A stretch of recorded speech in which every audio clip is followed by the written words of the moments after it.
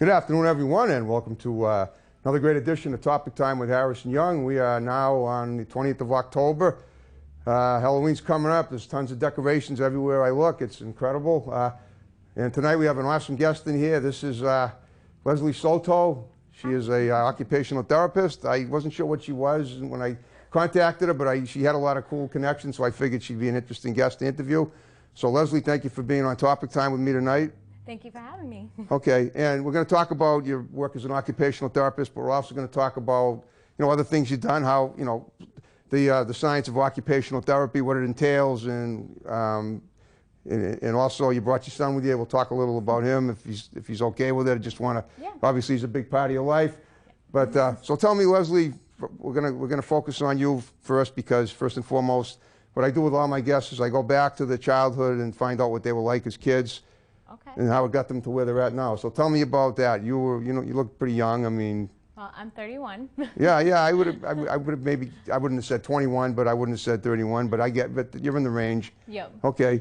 So, as a child, I was very adventurous, very explorative. I was lucky to grow up when I did, because it was kind of on that cusp where I was able to ride my bike in the street. I was able to stay out with my friends till the lights came on, and so I had a pretty nice childhood in that aspect. Cool. Being able to west of Boston, the Worcester area? Yeah, I grew up in Worcester. You did? In Worcester? Yep. Oh, cool. Okay. Yeah, Worcester's got some nice neighborhoods, and that's pretty nice that you were able to do that during the, I guess, late 80s, well, early 90s. Given your age, I figured that's when you were. Yeah, I'm on the cusp, 89. 89, right. Born in 1989. You're 30 years younger than I am, which is hard to believe. Okay. All right. Well, so here's the thing. Now, you grew up adventurous. What did you have? What were your goals and aspirations for adulthood? Well, I definitely always had a goal of being in a teaching profession. Okay. I always saw myself as being somewhat of a teacher, which okay. is kind of like coming on to occupational therapy. I teach skills. Oh, but, okay. Yeah, so. That's great. Okay. So you wanted to be a teacher? Yeah. Well, have you been? Yeah, I was actually an IA for a little while, an instructor's assistant. Where? You mean at a public school? Yeah, at the charter school that I work at. Okay. So and I got my foot in the door being an IA, and then they hired me as an occupational therapist assistant. Okay, cool. All right, that's nice. Yeah. And this was, where was this? It was a few years ago. No, where? Oh, at Seven Hills Charter School. That's in Worcester? Yep. Oh, cool, okay. And so, but somehow you managed to parlay that into a different career. Now you're an occupational therapist. Mm-hmm. So what prompted you to take that career choice? Well, I knew that there was a need for my job title in the school. Okay. And my OTR, she was like, take the job with the school that they're offering you right now, and then get your foot in the door. And I thought I was going to be an IA for a year, and it was only about 6 months before they offered me the position. Okay. Which was really nice. Yeah, cool.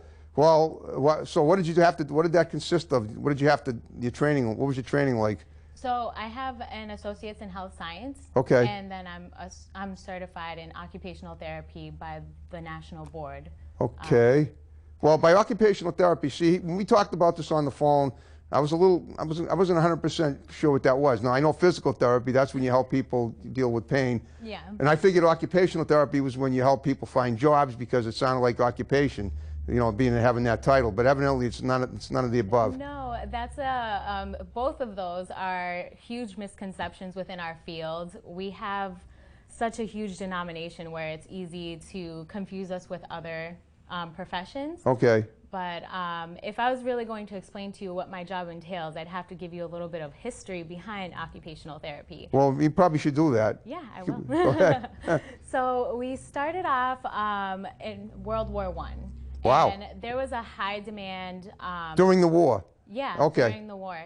So we were working alongside nurses, and we were dealing more with the physical disabilities aspect. So amputees, and we're helping them find adaptive equipment or adapting their environment so they can return to their functional skills.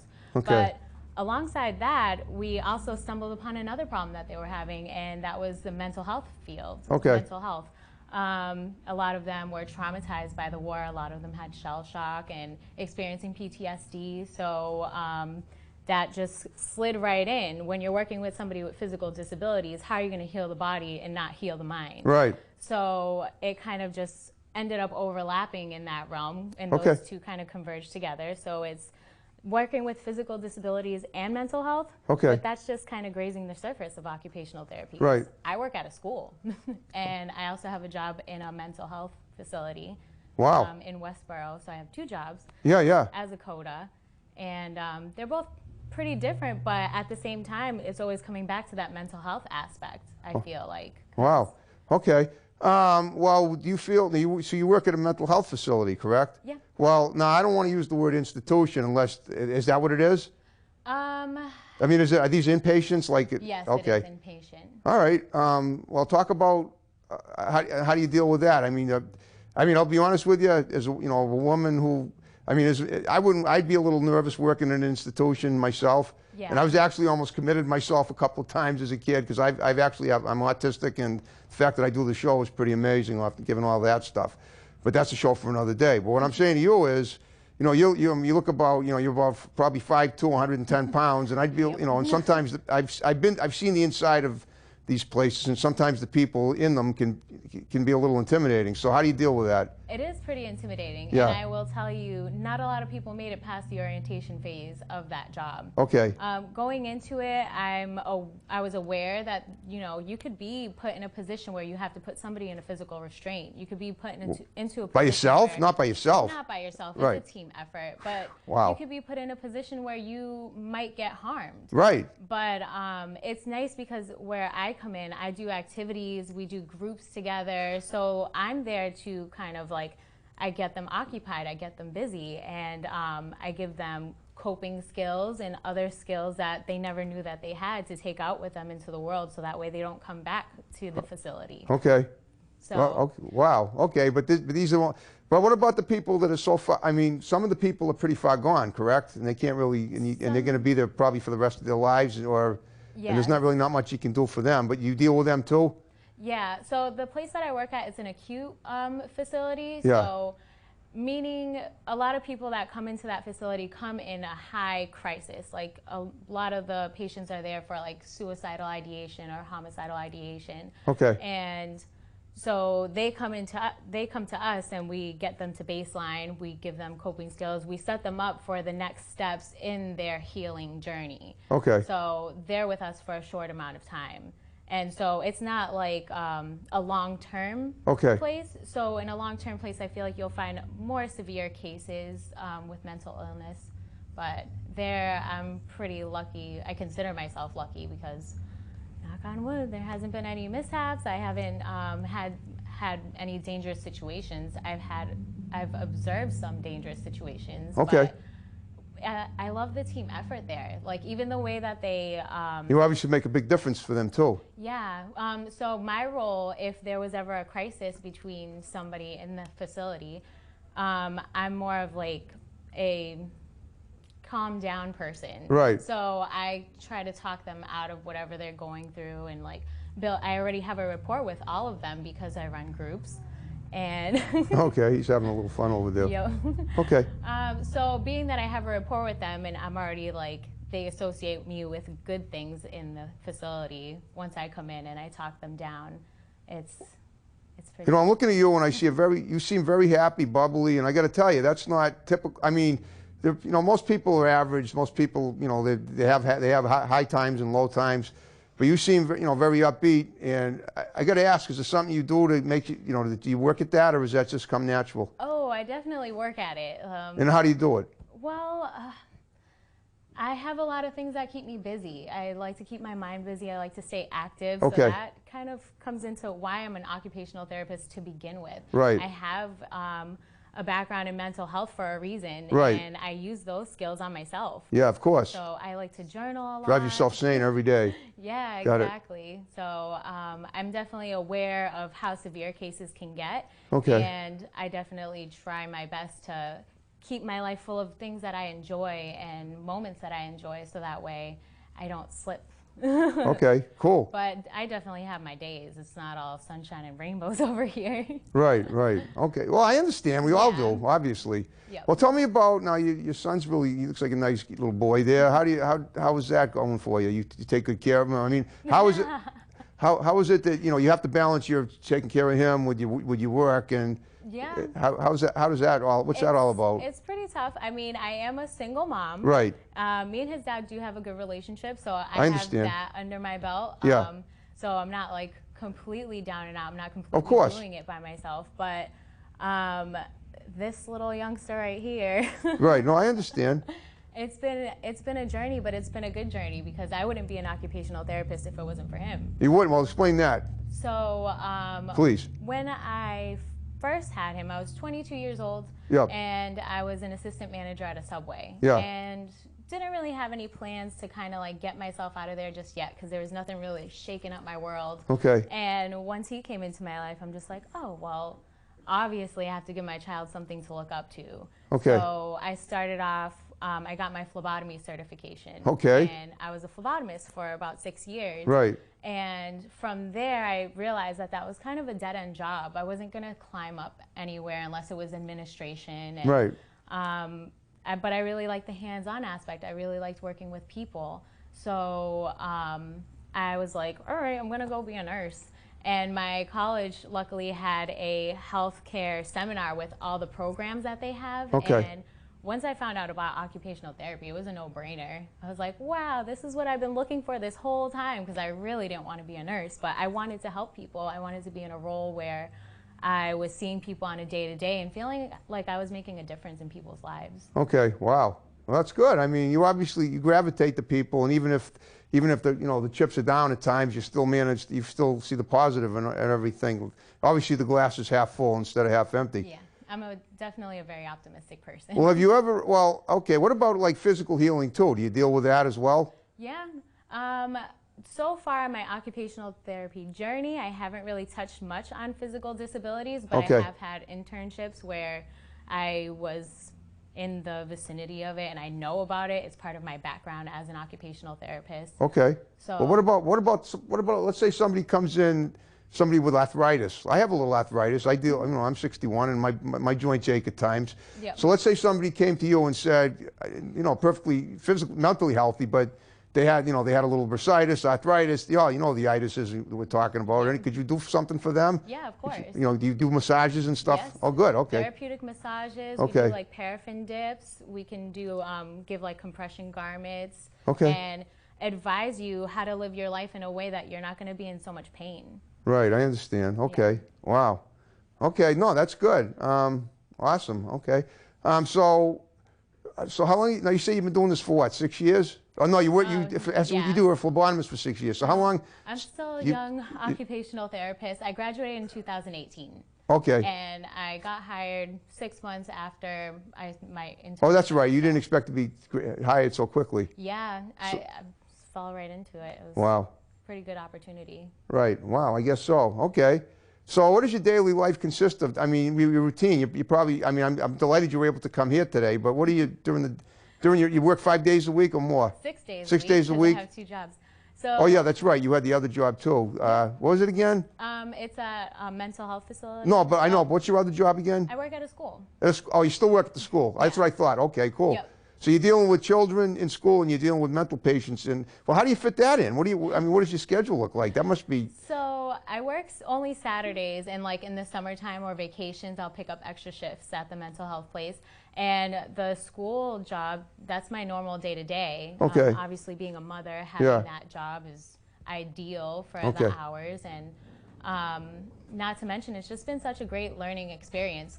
The school system is different in the realm of occupational therapy because it's not medical model. Right. But I'm dealing with kids that have ADHD or are on OCD? the spectrum, OCD, and a lot of these cases are undiagnosed. But in the realm of the school system, kids get referred to me either by their teachers or their parents because there's something wrong between them and school that they're not able to get the full impact of their education. So that's where I come in, and I can give adaptive seating, adapt their environment, help them stay organized. We work on handwriting, we work on fine motor skills. Okay. And it's pretty fun because I get to play with kids in Okay, an cool. educational, purposeful way. And I could have used you when I was about 7. yeah, it's right nowadays in the school system, it's boomed Right. for occupational therapists because they see the need for it now, which I'm so grateful. Back when I was in school, you never knew about any of that kind of stuff. Kids with dyslexia or any type of learning disabilities never got the help that they needed. Wow. Okay, that's incredible. Dyslexia. Okay, so these are things that you've learned at your school in Worcester that you were there for 6 months before you got hired. So you were obviously a fast learner yourself. I assume that when you were in school, what were your extracurricular activities in school, if you had any, when you were in high school or middle school? Well, I was in a few school plays. Okay, you did act. So you did some acting, because I do interview a lot of actors. Yep. If you probably know. Yeah. Okay. Yes, I do. Yep. I've done a little bit of theater in high school. I did like cheerleading and stuff, and I went to a vocational school, so I did banking and finance in high school. Wow. Okay. I know, right? No, that's good. So you get a lot of. Now, what about modeling? You look very attractive. You're an attractive girl. Have you modeled before? No, I've never. I kind of thought you were when I saw you on Facebook when you. I appreciate that, but I've never stumbled upon that opportunity, and it's not something that I've ever. Well, it's not sought something you out. wanted to do anyway. Yeah, Right. I got you. I've always been like very career oriented. Career oriented. Not too much of a ham.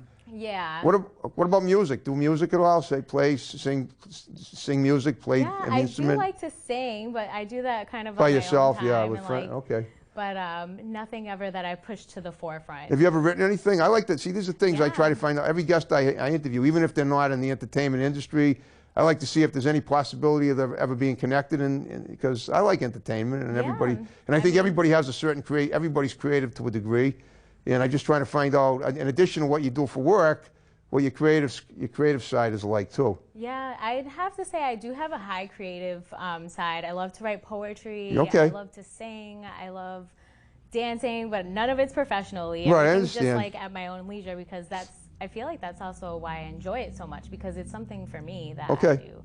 But poetry can be related to songs. It can, yeah. Yeah. Okay.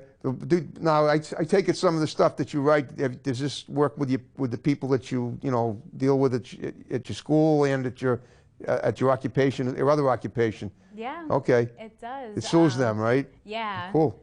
I always encourage poetry writing Okay. to get like the emotions out, or I try to like have some sort of activity that gets people thinking about their lives, gets people thinking about goals. It's not just let's put a pen to paper. It's why, like, I want people to really think about what they're doing and why they're doing it. Okay. Wow, that's awesome.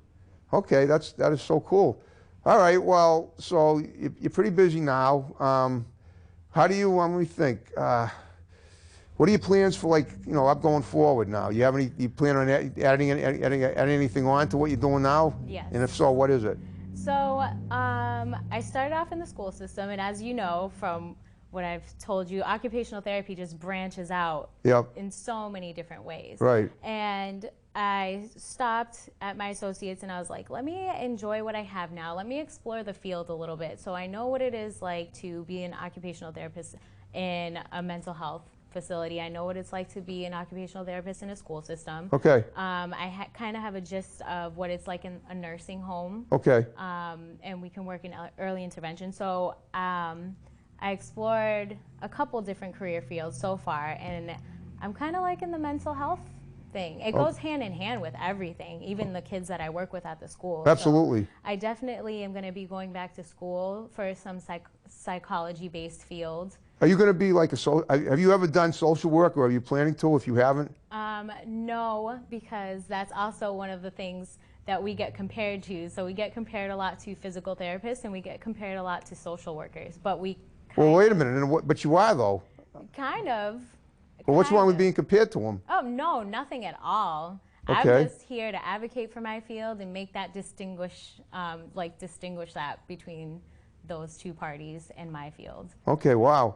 That's incredible. Yeah. Okay, because I can see, in a way, look, I mean, if I was a student in school, my GPA was terrible. I mean, I was a baby boomer. I graduated, in 1977 from high school in Brockton, and out of 1,233 students, I was 1187 from the bottom academically. And I wasn't stupid. I just had a lot of distractions, and Yeah.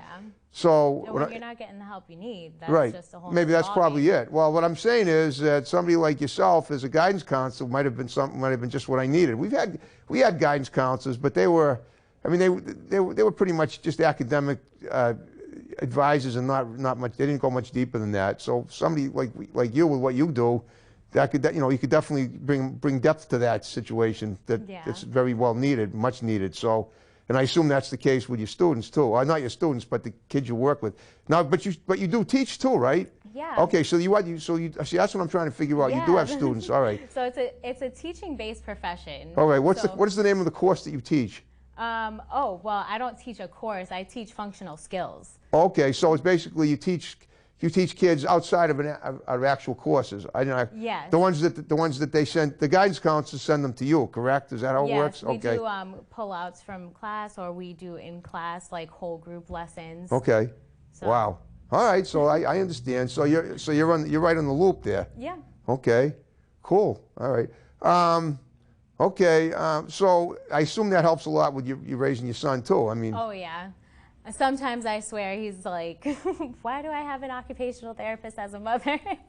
Well, that's somebody, I know at his age, it's probably too early, he's not going to be as proud of you as he would be, say if you were, if you were the Breck girl on the bottle of shampoo, like Yeah. Erin Gray used to be. You're probably too young to remember that, but that was 1976.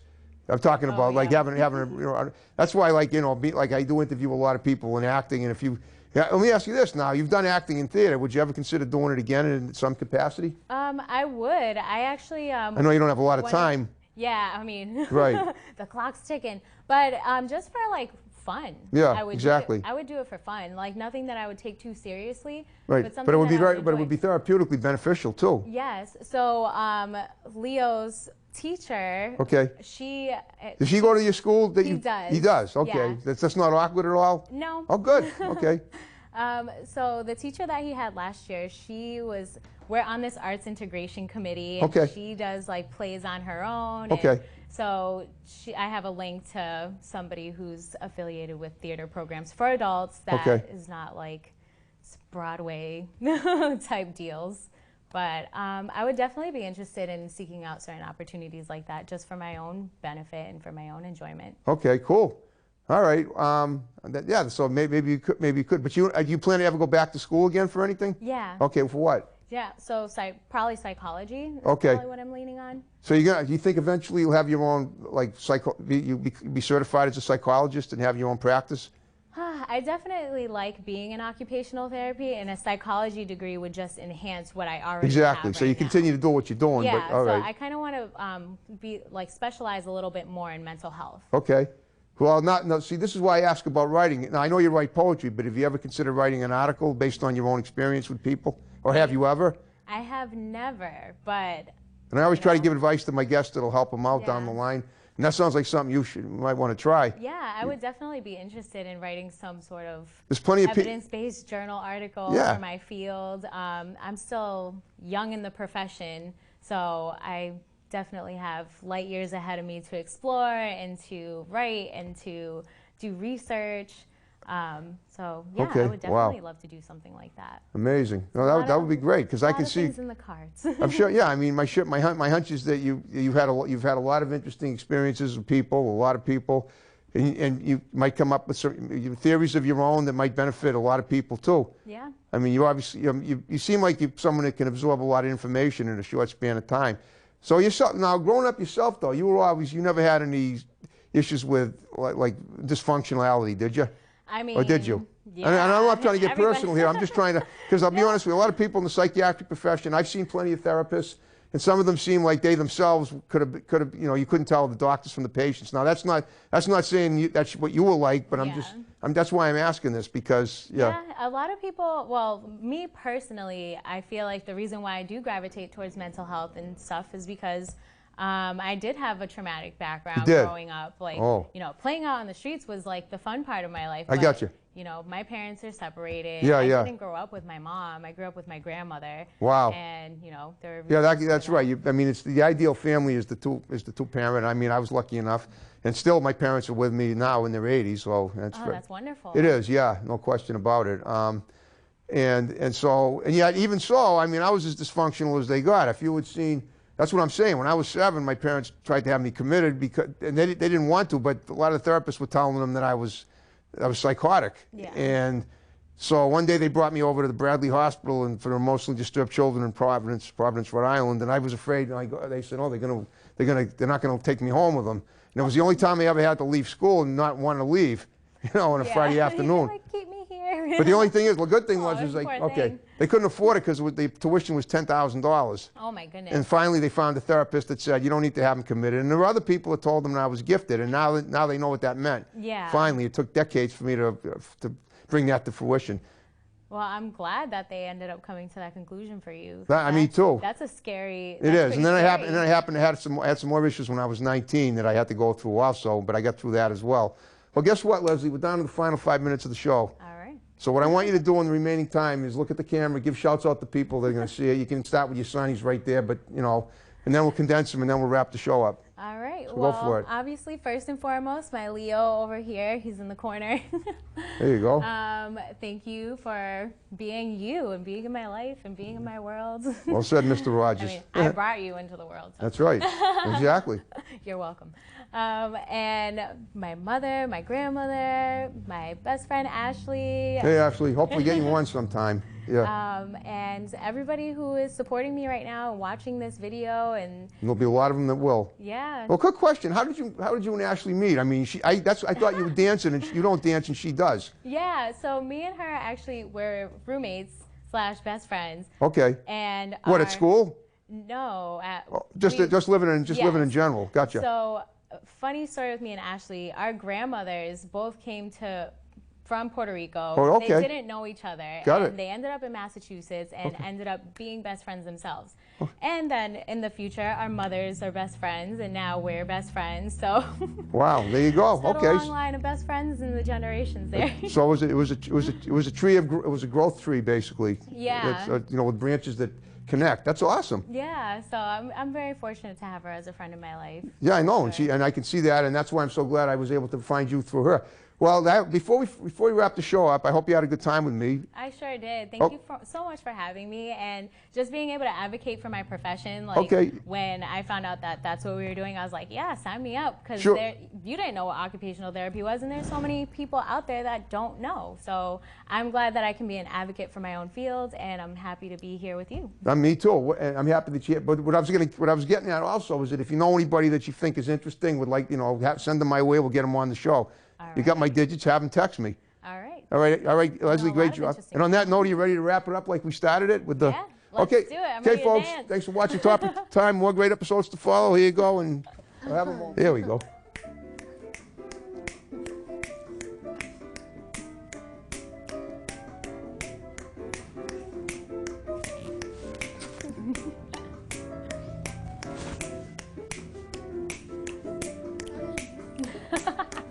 He's had enough. That's cool.